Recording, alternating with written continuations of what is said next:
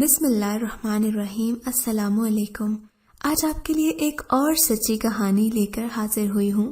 کہانی ایسی ہے کہ آپ کو ضرور پسند آئے گی، لیکن کہانی شروع کرنے سے پہلے نئے آنے والوں سے گزارش ہے کہ ہمارے چینل کو سبسکرائب کریں اور ہماری ویڈیوز سب سے پہلے دیکھنے کے لیے بیل آئیکن کو ضرور کلک کریں۔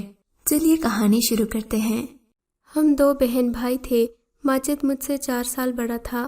والدین نے ہماری پرورش دھیان سے کی تاکہ تعلیم میں کوئی کمی نہ رہے۔ ہماری عادات اچھی تھیں، مگر والد صاحب کی تنخواہ قلیل ہونے کی وجہ سے ہم میٹرک سے آگے نہیں بڑھ سکے تھے۔ ان دنوں ہماری والدہ بیمار تھیں اور ہمارے والد کی تقریباً ساری تنخواہ میری والدہ کے علاج معالجے پر خرچ ہو جاتی تھی۔ میرے بھائی کام ڈھونڈ رہے تھے، مگر ان کو مناسب نوکری نہیں مل رہی تھی۔ ہمارے گھر کے برابر ایک وسیع کوٹھی کافی عرصے سے خالی پڑی تھی۔ کوٹھی کے مالک بما فیملی امریکہ شفٹ ہو جاتے تھے۔ وہ کبھی کبھی آتے تھے، اسی وجہ سے ان کا گھر نہیں بکتا تھا، کیونکہ جب مکان کا مالک ہی موجود نہ ہو تو مکان کیسے بکے گا۔ اس کوٹھی کی 4 دیواری بہت اونچی تھی، خاص طور پر وہ والی دیوار جو ہمارے اور ان کے گھر کے بیچ میں تھی۔ ان کے گھر میں آم اور جامن کے درخت تھے اور ہم دیوار پھلانگ جاتے، جامن توڑتے اور جی بھر کے کھاتے تھے۔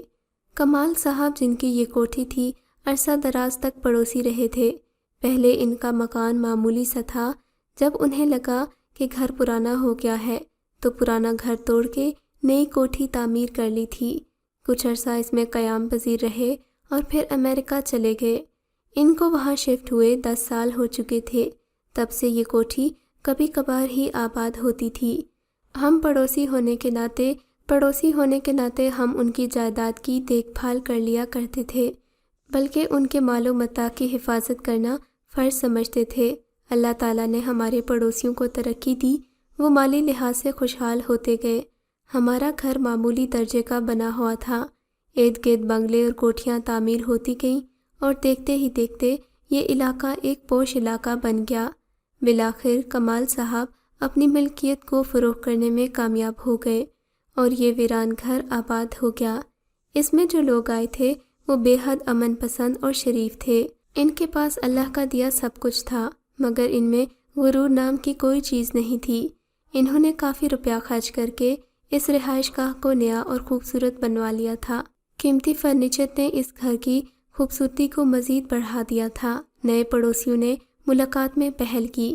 ایک روز ماں بیٹی ملنے آ گئیں، جبکہ ہمارے گھر میں غربت کا راج تھا، مگر یہ لوگ دیندار تھے اور پڑوسی کی حرمت کو مقدم جانتے تھے۔ امی نے ان کے ساتھ گھل مل کر باتیں کی۔ نئی پڑوسن نے اپنے شوہر کا نام عبدالستار اور بیٹی کا نام نائمہ بتایا۔ نائمہ ان کے ساتھ تھی اور مجھ سے تقریباً 4-5 سال بڑی لگ رہی تھی۔ وہ مجھ سے اپنائیت سے باتیں کرنے لگی۔ ہمارا ان سے یہ پہلا تعارف تھا جو بہت خوشگوار تھا۔ انہوں نے ہمیں اپنے گھر آنے کو بھی کہا۔ یوں ان کی حیثیت کی وجہ سے جو جھجک تھی وہ اب ہم میں نہیں رہی تھی۔ ہمارے گھر کا ٹی وی بھی پرانا تھا، خراب ہوا تو دوبارہ نہ لے سکے۔ اب میں اکثر ٹی وی دیکھنے ان کے گھر چلی جایا کرتی تھی۔ ایک دن باتوں باتوں میں ناصرہ آنٹی نے ذکر کیا کہ انہیں اپنے لان کی دیکھ بھال کے لیے کسی کی ضرورت ہے، مگر وہ چاہتی ہیں کہ آدمی با اعتبار ہو۔ ان کے شوہر کام کے سلسلے میں بیرون ملک چلے جاتے ہیں تو وہ ماں بیٹی یہاں اکیلی ہوتی ہیں۔ تبھی وہ کسی کو ملازم رکھنے پر احتیاط سے کام لینا چاہتی ہیں، جو گھر کے اندر بھی آئے تو کسی قسم کا خطرہ نہ لائے۔ یہ علاقہ اور محلہ ان کے لیے بالکل ہی نیا اور اجنبی تھا، نہ ہی وہ کسی کو جانتے تھے۔ کام والی ماسی کے لیے بھی امی سے کہا کہ اگر آپ کے پاس کوئی بھروسے والی عورت ہے تو ہی بھیجیے گا۔ بار بار جب مالی اور گھریلو ملازمت کے لیے والد صاحب سے کہا تو ابو نے کہہ دیا کہ جب تک کوئی بھروسے کا ملازم نہیں مل جاتا آپ میرے بیٹے کو ہی بلا لیا کریں۔ میرے بیٹے کو اپنا بیٹا سمجھیں، میں نے اس کی اچھی تربیت کی ہے، آپ کو اس سے کوئی شکایت نہیں ہوگی، یہ ویسے ہی آپ کے کام کر دیا کرے گا۔ یہ تو کہنے کی بات تھی، مگر دراصل ان دنوں ہمیں روپے پیسے کی اشد ضرورت تھی۔ بھائی کی نوکری نہیں لگتی تھی اور وہ محض میٹرک پاس تھا۔ یہ اپنے نجی ملازم کو تنخواہ 10,000 دینے پر راضی تھے اور اس وقت ہمارے لیے 10,000 بھی بہت تھے۔ والد صاحب نے میرے بھائی کو سمجھا دیا کہ تنخواہ کا مطالبہ ہرگز نہ کرنا، اگر خود اصرار کر کے دے دیں تو لے لینا، اور اس گھر کو اپنا گھر اور ان کی عزت کو اپنی عزت سمجھنا، خود کو معیار سے کبھی نیچے مت گرانا، کیونکہ میں نے ان کو یہ باور کروا دیا ہے کہ آپ کی تکلیف دور کرنے کے لیے میرا بیٹا حاضر ہے، اتنے دن آپ کی مدد کرے گا جب تک آپ کو ملازم یا مالی وغیرہ نہیں مل جاتا، یہ روز آپ کے گھر آ کر مسائل میں معاونت کر دیا کرے گا۔ ابو کی بات بھائی کو اچھی طرح سمجھ گئی، یہ بھی شریف لڑکا تھا، سگریٹ پیتا تھا اور نہ ہی فلمیں دیکھنے کی لت تھی، کوئی نشہ بھی نہیں کرتا تھا، سیدھا سادہ تھا، کبھی اس نے کسی لڑکی کو غلط نظر سے نہیں دیکھا تھا، نہ ہی لڑکی سے مخاطب ہوتا تھا، امی جو کام کہتی گھر کے سارے کر دیتا تھا، لہٰذا والدین کو میرے بھائی سے اچھی امیدیں تھیں، بس نوکری کا مسئلہ تھا۔ یوں میرا بھائی آنٹی کے کام کرنے لگا، باغ کی دیکھ بھال اور سادہ سلف کے علاوہ دیگر نوعیت کے مختلف کام جو خواتین کے بس کے نہیں ہوتے، مثلاً کیبل لگوانا، الیکٹریشین کو بلانا یا پھر کوئی کام کروانا وغیرہ۔ وہ میرے بھائی کو اپنے بیٹے جیسا سمجھتی تھیں، اس سے پردہ نہیں تھا اور وہ گھر کے اندر باہر آ جا سکتا تھا۔ میں تو روز ٹی وی دیکھنے جاتی تھی، میری بھی یہ لوگ خاطر تواضع کرتے تھے، غرض ایسے عمدہ اخلاق کے لوگ کم ہی ہوتے ہیں۔ ایک روز میری رات کو آنکھ کھلی تو شدید پیاس لگی، پانی پینے کو اٹھی تو دیکھا میرے بھائی کی چارپائی خالی تھی، دیوار سے ادھر سرگوشیوں کی آواز سنائی دی، تبھی شک ہوا اور میں گھر کے زینے پر چڑھ کر نائمہ کے گھر میں جھانکنے لگی۔ ہمارے زینے سے ان کا لان نظر آتا تھا، چاندنی رات تھی اور چاند کی روشنی میں نے اپنے بھائی کو نائمہ کے بہت قریب پایا، یہ دونوں ایک دوسرے کے کانوں میں سرگوشیاں کر رہے تھے۔ میرا دل دھک سے رہ گیا، میں خوفزدہ ہو کر زینے سے اتری اور چارپائی پر لیٹ گئی، سوچنے لگی کہ اگر ابو کی آنکھ کھل جائے اور وہ یوں رات گئے باتیں کرتے اسے دیکھ لیں، یا پھر آنٹی میرے بھائی کو اپنی بیٹی کے ساتھ دیکھ لیں، تو پھر ہمارا کیا بھرم رہ جائے گا۔ مجھے نیند نہ آئی۔ تقریباً 1 گھنٹہ بعد میرا بھائی دیوار پھلانگ کر زینے پر آیا اور دبے قدموں آ کر چارپائی پر لیٹ گیا۔ میری سانس رکی ہوئی تھی مگر سانپ سونگھ گیا تھا، پیاس کی شدت تھی مگر پانی پینا بھول گئی تھی۔ صبح اپنے معصوم صورت بھائی کو حسب معمول نارمل انداز میں بات چیت کرتے دیکھا تو رات کے واقعے کو ایک خواب سمجھ کر بھلا دیا، اس بارے میں کسی سے بات بھی نہیں کر سکتی تھی، حتیٰ کہ بھائی سے بھی نہیں، لب سی لیے۔ اللہ میرے بھائی پر رحم کرے، میں اسے کیسے منع کرتی، کیونکہ ہمارے درمیان ایک حجاب تھا، سوچا کہ جو ہوگا دیکھا جائے گا۔ کچھ دن بعد ایک رات جبکہ ہلکی ہلکی بارش ہو رہی تھی، سب گھر والے اندر تھے، میں نے دیکھا کہ میرا بھائی اور نائمہ دیوار کے پاس کھڑے ایک دوسرے سے باتیں کر رہے تھے۔ مجھے دیکھ کر یہ لوگ ادھر ادھر ہو گئے۔ بھائی نے کہا، گلے شاہین، اس بات کا کسی سے ذکر نہ کرنا، چونکہ نائمہ مجھ سے پیار کرتی ہے، تبھی کھلاتی پلاتی اور عزت دیتی ہے، اسی لیے میں نے کسی سے کچھ نہ کہا۔ اس کے بعد وہ نہ جانے کہاں چھپ چھپ کر ملتے رہے یا باتیں کرتے رہے، مجھے کچھ معلوم نہیں۔ پھر بات یہاں تک پہنچ گئی کہ اگر شادی نہ ہوتی تو ان کی بدنامی ہو جاتی۔ انہی دنوں نائمہ کے والد سعودی عربیہ سے آ گئے۔ آنٹی نے اس مسئلے کو ان پر عیاں کیا یا نہیں یہ مجھے نہیں معلوم، کیونکہ نائمہ کی منگنی بچپن میں اس کے ماموں زاد سے ہو چکی تھی۔ انہوں نے آنن فانن گھر فروخت کیا اور اپنی لڑکی کو لے کر کراچی چلے گئے۔ اس کی بات کھلنے سے پہلے ہی انہوں نے نائمہ کی شادی اس کے منگیتر سے کر دی۔ ہمارے والدین تک سے اس معاملے کا تذکرہ نہیں کیا اور نہ ہی ہمیں اپنی بیٹی کی شادی میں مدعو کیا۔ یوں ان کا ہم سے ہمیشہ کے لیے رشتہ ختم ہو گیا۔ ان کے جانے کے بعد بھائی کافی عرصہ گمسم اور غمزدہ رہا۔ کئی دن اس نے نہ کچھ کھایا اور نہ ہی پیا، وہ مدعا سا پڑا رہا۔ وقت گزرتا گیا اور وقت گزرتے دیر نہیں لگتی۔ ایک روز میں خالہ کے ساتھ بازار گئی۔ بتاتی چلوں کہ ہماری خالہ پہلے سے ہی کراچی میں رہتی تھیں۔ وہ ایک دکان پر شاپنگ کر رہی تھیں کہ وہاں اچانک نائمہ آ گئی، اس کے ساتھ 2 بچے تھے۔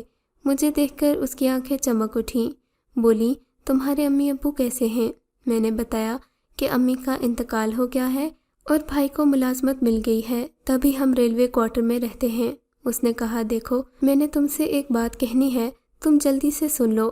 میرا شوہر سامنے کپڑے کی دکان میں اپنے لیے کچھ شاپنگ کر رہا ہے اور میں ادھر بچوں کے لیے کپڑے لینے آئی ہوں۔